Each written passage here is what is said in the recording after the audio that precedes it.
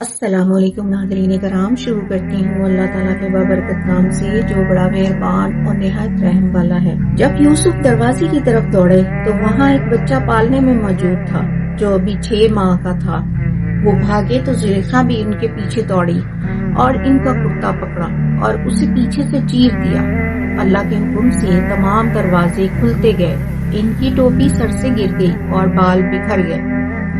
زلیخا ان کے پیچھے تھی، اس کے بال بھی بکھرے ہوئے تھے اور دونوں کو اس حالت میں عزیز مصر نے دروازے پر دیکھ لیا۔ زلیخا نے فوراً بات بنائی کہ تم نے کیسا غلام پالا جس نے مجھ پر نظر بد کی اور میرا یہ حال کر دیا۔ حضرت یوسف نے فوراً انکار کیا کہ میں نے کچھ نہیں کیا۔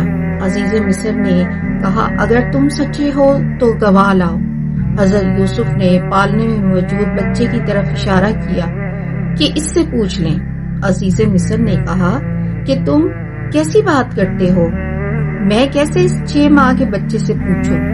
خدا کی قدرت کہ وہ بچہ پالنے میں بول پڑا کہ یوسف علیہ السلام سچے ہیں اور تم میری بات کو جھوٹ نہ جانو۔ عزیز مصر حیران ہوا اور پالنے کے قریب جا کر بچے سے دریافت کیا کہ تو نے کیا دیکھا؟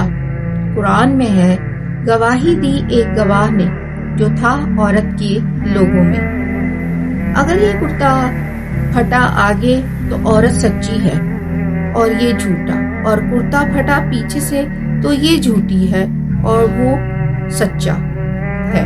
اور قرآن میں ذکر ہے کہ عزیز مصر نے دیکھا کہ کرتا پھٹا پیچھے سے، کہا بے شک یہ ایک فریب ہے۔